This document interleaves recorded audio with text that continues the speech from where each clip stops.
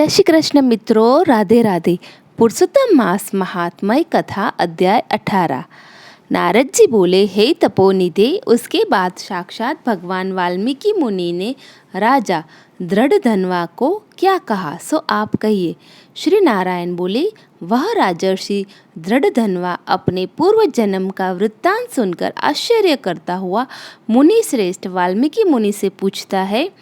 दृढ़धनवा बोला, हे ब्राह्मण, आपके नवीन नवीन सुंदर अमृत के समान वचनों को बारंबार पान कर भी मैं तृप्त नहीं हुआ, इसलिए पुनः इसके बाद का वृत्तांत कहिए। वाल्मीकि मुनि बोले, हे जगतीपते, इस प्रकार उस ब्राह्मण के विलाप करते समय गर्जना से दशों दिशाओं को गुंजित करता हुआ असमय में होने वाला मेघ आया। पर्वतों को कंपाने के समान तीक्ष्ण स्पर्शों वाला वायु बहने लगा और बिजली अत्यंत चमकती हुई अपनी आवाज से 10 दिशाओं को पूर्ण करती हुई। इस तरह 1 मास तक वृष्टि हुई, जिस जल से पृथ्वी भर गई, परंतु पुत्र शोक रूप अग्नि के ताप से संतप्त वह ब्राह्मण कुछ भी नहीं जान सका। न तो जलपान किया और न भोजन ही किया, केवल हे पुत्र इस प्रकार कहकर विलाप करते हुए ब्राह्मण का उस समय जो मास व्यतीत हुआ वह श्री कृष्णचंद्र का प्रिय पुरुषोत्तम मास था। सो न जानते हुए उस ब्राह्मण को पुरुषोत्तम मास का सेवन हो गया। उस पुरुषोत्तम मास के सेवन से अत्यंत प्रसन्न नूतन मेघ के समान श्याम वर्ण वर्णमाला से भूषित हरि भगवान स्वयं प्रकट हुए। जगत के नाथ हरि भगवान के प्रकट होने पर मेघ समूह गायब हो गया। उस ब्राह्मण ने पुरुषोत्तम श्री कृष्णचंद्र को देखा। दर्शन होने के साथ ही गोद में लिए हुए पुत्र के शरीर को जमीन पर रखकर स्त्री सहित ब्राह्मण श्री कृष्ण भगवान को दंडवत नमस्कार करता हुआ हाथ जोड़कर श्री कृष्ण भगवान के सामने खड़ा होकर श्री कृष्ण भगवान ही हमारे रक्षक हो ऐसा विचार करता हुआ भगवान भी पुरुषोत्तम की सेवा से प्रसन्न हो अमृत की वृष्टि करने वाली अत्यंत मधुर वाणी से बोले। श्री हरि भगवान बोले, भो सुदेव, तुम धन्य हो। इस समय आप भाग्यवान हो। तुम्हारे भाग्य के वर्णन करने में त्रिलोक्य में कौन समर्थ है। हे वस, हे तपोधन, जो तुम्हारा होने वाला है उसको हम कहेंगे, तुम सुनो। हे ब्राह्मण, 12,000 वर्ष की आयु वाला पुत्र तुमको होगा। इसके बाद तुमको पुत्र से होने वाले सुख में संदेह नहीं है। हे द्विजात्मा, प्रसन्न मन से मैंने यह पुत्र तुमको दिया है।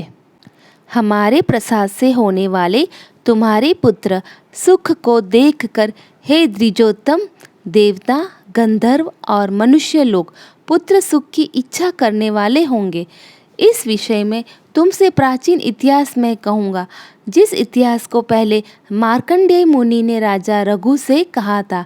प्रथम कोई श्रेष्ठ मन वाले धनु नामक मुनीश्वर लोगों को पुत्र रूप मानसिक चिंता से जले हुए देखकर दुखित हुए और अमर पुत्र की इच्छा करके दारुण तप करने लगे।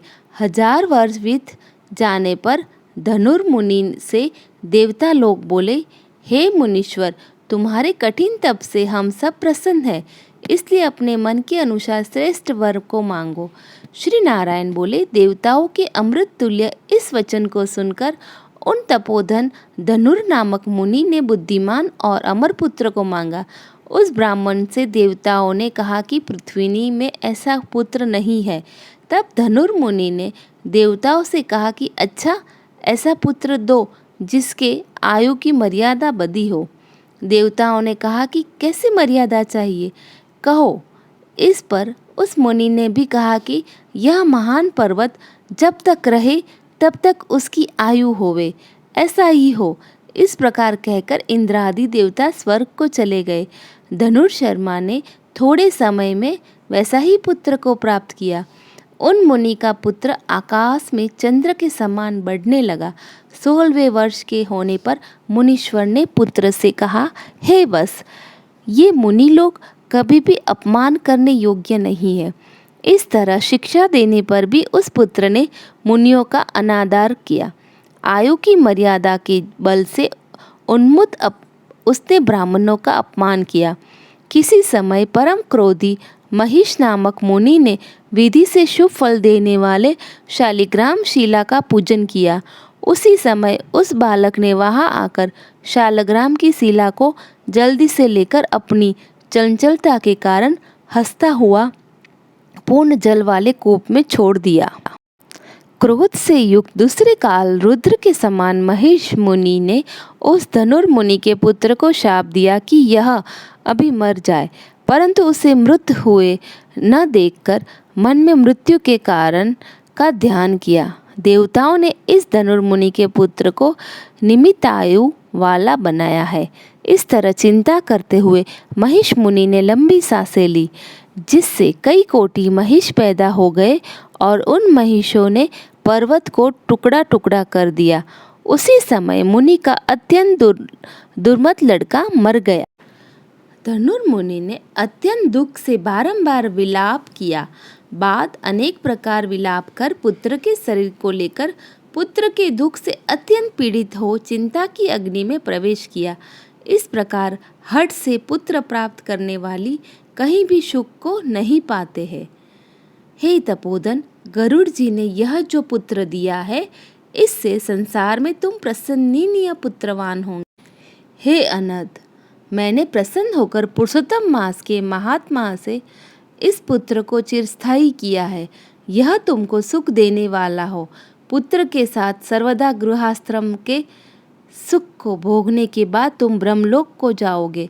वहाँ उत्तम सुख देवताओं के वर्ष से 1000 वर्ष पर्यंत भोग कर पृथ्वी पर आओगे। हे द्विजोत्तम, यहाँ तुम चक्रवर्ती राजा होंगे। दृढ़ धनवा नाम से प्रसिद्ध तथा सेना सवारी से युक्त हो 10,000 वर्ष पर्यंत पृथ्वी के राजा का सुख भोगोगे। इंद्र के पद से अधिक अखंड बल और ऐश्वर्य होंगे। उस समय यह गौतमी स्त्री पटरानी होगी। नित्य पति सेवा में तत्पर और गुण सुंदरी नाम वाली होगी। राजनीति विशारद तुमको 4 पुत्र होंगे और सुंदर मुख वाली महाभागा सुशीला नाम की कन्या होगी। हे महाभाग, सुरों और असुरों को दुर्लभ संसार के सुखों को भोग कर तुम संसार रूपी समुद्र के पार करने वाले विष्णु भगवान को जब भूल जाओगे, तब हे विप्र, उस समय वन में यह तुम्हारा पुत्र शुक पक्षी होकर वट वृक्ष के ऊपर बैठकर वैराग्य पैदा करने वाले श्लोक को बार बार पढ़ता हुआ तुमको इस प्रकार बोध कराएगा। शुक पक्षी के वचन को सुनकर दुखित मन होकर घर आओगे। संसार के विषय सुखों को छोड़कर चिंता रूप समुद्र में मग्न हे भुसुर, तुमको वाल्मीकि मुनि आकर ज्ञान कराएंगे।